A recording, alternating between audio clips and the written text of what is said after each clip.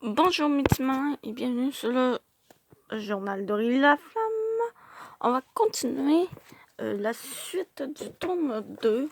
Donc nous étions rendus à jeudi 5 janvier. Donc c'est la partie 2. Je viens de décider que je m'en fous de ne pas avoir de nouvelles de Nicolas. J'ai vécu toute ma vie, c'est-à-dire 14 ans sans qu'on s'appelle. Je pense que je peux passer les prochaines 70 ans comme ça sans que ça ne change rien. 18h01. Après le souper, ma mère est en feu. Aurélie, viens, on s'en va à la quincaillerie choisir nos nouvelles couleurs. Tu ne chattes pas? Je suis une surdose d'écran cathodique. Il faut que je sorte. Toi aussi, allez, ça va nous faire du bien de changer d'air. Ce serait le fun, mais il faut que je reste ici pour Sibylle. Elle est malade.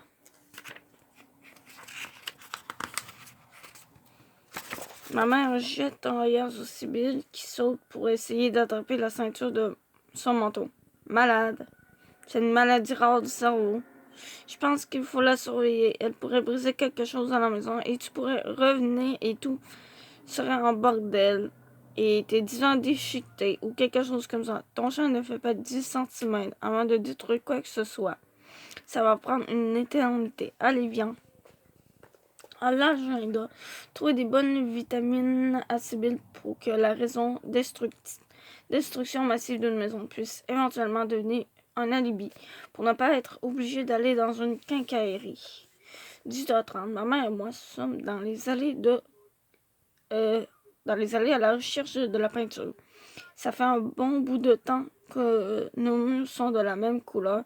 Je ne me souviens pas c'est quand la dernière fois qu'on a changé. C'est certain que mon père était encore en vie. Donc plus de 5 ans.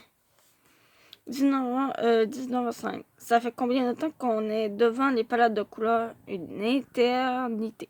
Il y a plein de couleurs qui se ressemblent, sauf avec une petite légère nuance qui semble-t-il paraître sur le mur.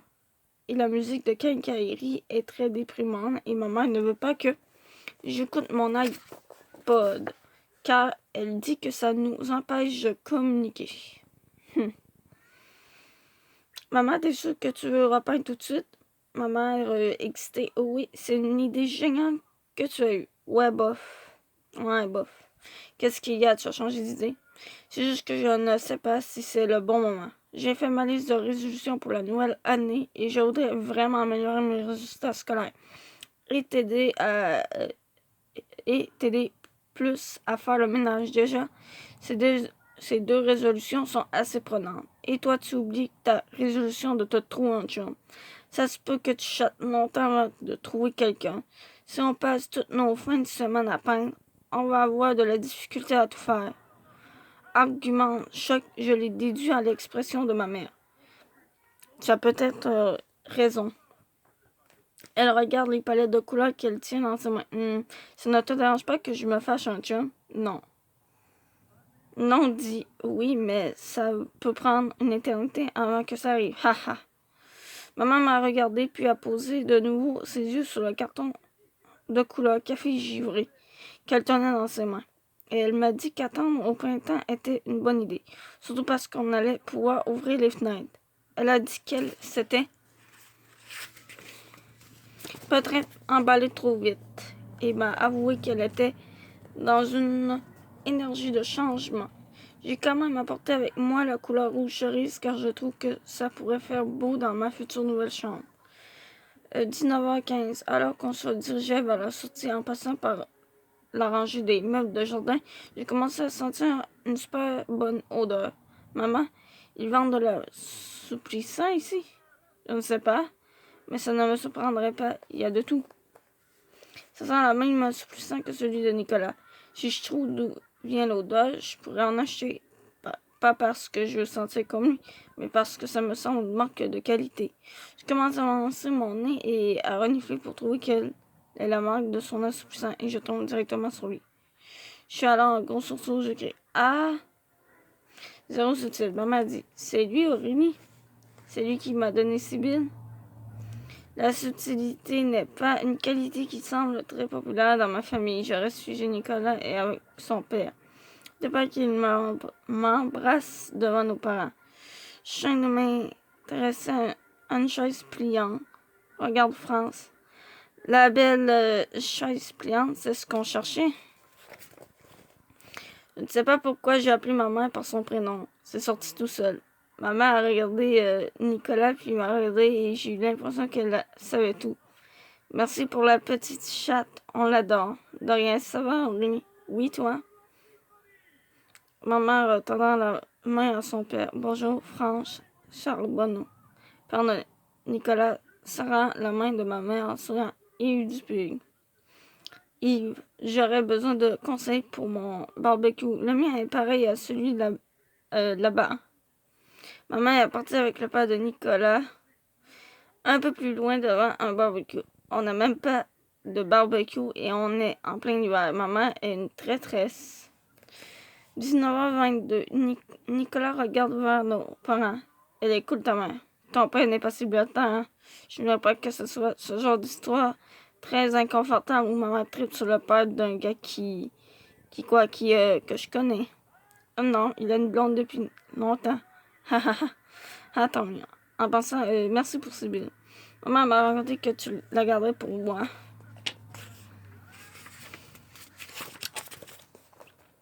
J'ai vu que vous aviez une connexion. Ça aurait été dommage de laisser passer ça. J'ai soudainement senti mes jambes trembler et j'étais un peu déconcentrée par son odeur de bon assouplissant. Ça fait longtemps que je veux te demander qu'est-ce que ta mère ou la blonde de ton père, ou en tout cas la personne qui s'occupe du linge chez vous, utilise comme assouplissant. Je sais pas. Ah, as-tu passé de belles fêtes? Oui. Bonne année en passant. Bonne année. Je voulais t'appeler, mais on a oublié de changer nos numéros. Ouais. Un commis passe et Nicolas lui demande s'il peut lui emprunter un crayon, puis il prend ma main et écrit un numéro de téléphone, le sien. J'imagine sûrement pas un numéro de téléphone au hasard. Je ne sais pas trop à quoi ça servirait, puis il dessine un bonhomme sourire à côté et il me dit « Appelle-moi ». 19h56 dans la voiture, maman avait un petit sourire en coin, mais elle ne m'a pas posé de questions. Phew. Je ne suis pas encore prête à tout lui raconter, je lui ai seulement dit puis, est-ce que tu sais comment fonctionne le barbecue maintenant? Et on a éclaté de rire. À 20h, j'allais me laver les mains quand j'ai réalisé que j'avais encore le numéro de téléphone de Nicolas. Oui, je l'avais bel et bien oublié. Alors, pas que j'y tienne absolument, j'allais noter dans mon carnet d'adresse au cas où un jour ça me serait utile. Cas où ça pourrait vraiment m'être utile. Je passe Sibylle, et c'est à quoi elle ressemble. Et il est attaché, puisqu'il l'a connu tout bébé. À l'animal, il serait la personne toute désignée pour m'aider. PS, je souhaite que ça n'arrive jamais. Pas que Nicolas m'aide, mais de perdre Sibylle. J'oublie ma clé. Je suis poignée dehors et personne n'est disponible. Il faudra bien que je joigne quelqu'un. Pour ce cas précis, il faudrait que j'apprenne son numéro par cœur, car comme je n'aurai pas mes clés, je ne pourrai pas regarder dans mon carnet d'adresse.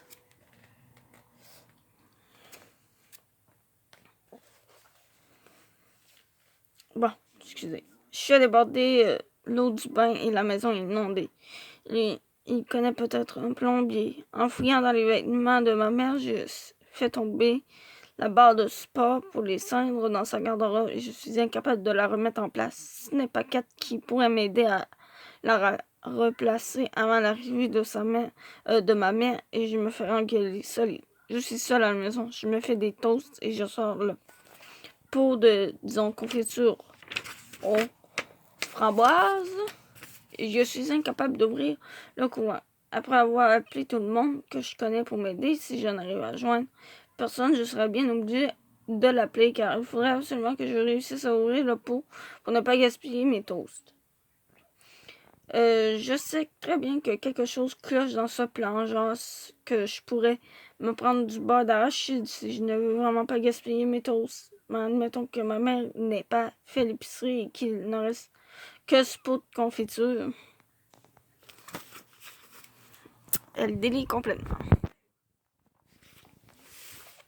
Bref, Vendredi 6 janvier, Kat est de retour. Enfin! Elle m'a appelé alors que j'étais plongée dans un film. Qu'est-ce qui se passe des bons films pendant les vacances? Mais ça ne m'a pas dérangé d'arrêter de regarder le film parce que, un, ça fait une éternité que je n'ai pas parlé à Kat. Et deux, j'étais ironique quand je disais que c'était un bon film. 14h56, ça fait 1 heure que je parle au téléphone avec Kat. Elle a eu plein de cadeaux, dont la nouvelle version de Dance Revolution pour sa PlayStation, ce qui lui a énormément fait plaisir car elle n'avait chez elle que le Britney Spears Dance Beat. Et comme elle ne veut en donc en cas avoir l'air d'avoir un jour trippé sur Britney Spears, elle ne s'en sert plus et l'avait caché. Elle avait toujours dansé sur le Dance Dance de l'arcade, mais ça commençait à lui coûter cher. Comme je ne suis pas bonne à ce jeu pourri serait plutôt approprié, elle m'a dit que je pourrais m'y exercer chez elle. Voilà. 14h59, avant de raccrocher, Kat m'a dit à quel point je lui avais manqué. J'ai dit, moi aussi. Et là, elle a dit, excuse de ne pas t'avoir appelé, je n'avais droit qu'à un interurbain de 5 minutes par jour. Et j'ai appelé tous les jours. Oui, mais c'est mon chum d'ailleurs. Je le vois tantôt. Et demain et dimanche. Et moi, on va soir à l'école lundi. Mardi, mercredi, jeudi, vendredi, Truche ne va pas à notre école. Et c'est sûr, c'est une école de filles. Tu comprends. Je ne l'ai pas vu depuis longtemps et je ne pourrai pas le voir de toute la semaine prochaine. J'entends Juliane, la sœur de Kat, crier têteuse. Kat à sa soeur, sûrement pas à moi. Ah, chut, je suis au téléphone. Ouais, je comprends. Mais j'ai hâte de te voir pareil. Moi aussi. À proscrire de ma vie l'amour Burke. PS, j'avais prévu de lui raconter en personne mon French avec Nicolas, mais comme elle préfère avoir trouche, je ne lui ferai pas l'honneur de lui révéler mon super gros potin. Petite vengeance personnelle. Samedi 7 janvier, ma mère chatte encore. Surdose d'écran cathodique, mon œil. J'hésite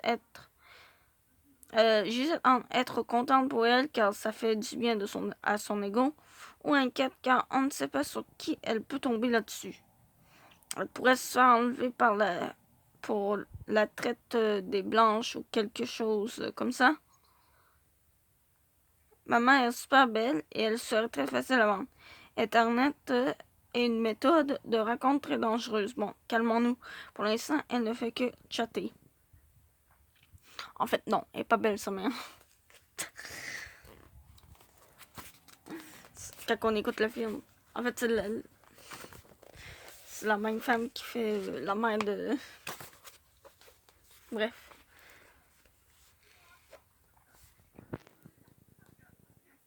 Midi, je mange un sandwich à la dinde en regardant Musique Plus. Je suis fascinée par un clip où on voit une chanteuse qui porte des strings par-dessus son jeans. Je trouve ça très peu hygiénique. Je croyais que les bobettes servaient à protéger, ou quelque sorte les vêtements. À quoi ça sert si elle met ses bobettes par-dessus son jean? À moins que son jean soit comme des bobettes et qu'elle le lave tous les jours et que ses bobettes sont comme ses vêtements. Ou à moins qu'elle ait quand même des bobettes sous son jean, en plus d'en avoir par-dessus. Elle tripe bobettes solides, cette fille-là. Ou elle est carrément riche pour avoir un jean bobette. Je trouve ça très laid. Des bobettes par-dessus un jean. Aussi laid que si quelqu'un décidait de mettre ses bas par-dessus ses souliers. Par rapport. J'espère que ma mère ne fera jamais ça avec ses propres strings. Midi 10, je m'emmerde. Midi 15, solide. Midi 20, je m'emmerde, solide. On l'avait compris. Midi 25, je croyais que j'allais passer la fin de mes vacances avec Kat, mais elle passe la fin de ses vacances avec Truche. Et je n'ai pas vraiment d'autres vrais amis que je pourrais appeler pour faire des activités sans que j'ai l'air de les prendre pour des bouches-trous. Est-ce que pour ne pas gâcher la fin de mes vacances, je devrais appeler Nicolas? Ce serait vraiment pour ne pas gâcher la fin de mes vacances. Ça pourrait même être considéré comme une situation d'urgence. Genre urgence sociale. 14h12, j'ai entendu de connaître le numéro de téléphone de Nicolas par cœur avant de me sentir prête à l'appeler. Il se trouve que son numéro est très long à mémoriser. Je me demande ce que je pourrais lui faire, mais il m'a dit de l'appeler, alors peut-être que lui a des choses à me dire et que je n'ai pas besoin de trouver des sujets de conversation. Je pourrais peut-être lui dire que c'est plate de se faire salir les mains avec un stylo. Non, c'est un peu agressif peut-être. Es-tu bon pour ouvrir les pots de conteneur? Non, c'est con. 14h15, ok, je suis prête, je l'appelle. 14h15, 30 secondes. Non, pas capable. 14h16, bon, j'y vais. 14h16 et 30 secondes. Non. 14h17, si jamais je réussis à l'appeler, il ne faut pas que je lui perde, que je lui parle du 23 décembre, jour où on s'est embrassé. 14h17 et 30 secondes, ok, je compose son numéro. Ouais, Georgie, ça sonne. Au secours! Quelqu'un répond. Ah, c'est une madame. Oui, allô? Est-ce que je pourrais parler à Nicolas, s'il vous plaît? Madame, c'est la blonde du père de Nicolas. Il n'est pas là. Est-ce que je peux prendre le message? Non, merci, je vais rappeler. Ah merde, j'étais déjà tout prête. 15h10, je me demande quel est le meilleur temps pour le rappeler. 1 heure après ou demain? L'affaire, c'est que ça m'a pris du temps pour me motiver. Et là, j'étais prête. Alors, c'est comme du gaspillage de préparation mentale. Non. Je vais avoir la tâche si je le rappelle. 14h, pas 14h, mais 15h14, oui. À moins que je change ma voix. La madame ne pourrait pas dire qu'il y a une fille qui a appelé 2 fois parce que je vais avoir changé ma voix et donc je serai méconnaissable. 15h16, ok, je me lance. Ça sonne. C'est un monsieur qui répond. Comme je suis surprise et que je m'attendais à faire une nouvelle voix, je me suis dit pendant que je demandais à parler à Nicolas que c'était inutile que je change ma voix puisque cette nouvelle personne n'avait jamais entendu ma première voix. À moins qu'il utilise la main libre. Alors ça sonne, ça a donné quelque chose comme ça. Moi, nouvelle voix, plus grave. Est-ce que moi, voix de transition pourrait, moi, vraie voix avec des plus rapide, parler à Nicolas, s'il vous plaît. Monsieur sûrement peur de Nicolas. Il n'est pas là en ce moment. Est-ce que je peux lui laisser un message? Non, merci. Je vais rappeler. Jamais. Monsieur sûrement peur de Nicolas. Est-ce que c'est toi, Aurélie? Non, vous faites erreur de numéro. Mais qu'est-ce que je dis là, moi? C'est moi qui ai appelé. Bye. Ah merde, j'aurais dû attendre à ce soir avant de rappeler. 16h34, le téléphone sonne. Yes, une activité, c'est sûrement ma grand-mère Charbonneau qui veut savoir si ma mère se sert de son ordinateur. Je vais pouvoir lui dire qu'elle est comme mariée avec. Oui, allô? Ouais, d'accord. Allô, Aurélie, c'est Nicolas. Allô, ça va? Oui, toi? Oui, tu m'as appelé? Non, qu'est-ce que tu fais? Rien, toi? Pas grand-chose. Ah. Est-ce que ça te tenterait qu'on fasse quelque chose ensemble demain? Comme quoi? Je ne vais quand même pas chambouler tout mon horaire pour lui, à moins qu'il me propose quelque chose de cool, qui en vaut vraiment la peine. On pourrait jouer à Mario Kart? Ok. Oui, ça c'est cool, Mario Kart. Ça vaut la peine de chambouler mon horaire de végétage. Chez toi? Mes parents s'en vont dans l'après-midi. Ah, ok. Après qu'il m'a donné son adresse et l'heure de notre rendez-vous, j'ai été soudainement intriguée par quelque chose. Et comment t'as eu mon numéro? J'avais le nom de ta mère 2 fois sur mon afficheur. Ah, je suis vraiment tweet. Et du coup, on va s'arrêter là. J'avais prévu de m'arrêter là. Oui, c'est ça, dimanche 8, c'est ça. Oui, j'avais prévu pour m'arrêter là pour aujourd'hui. Je vous dis à plus. Et on se retrouvera dans d'autres vidéos.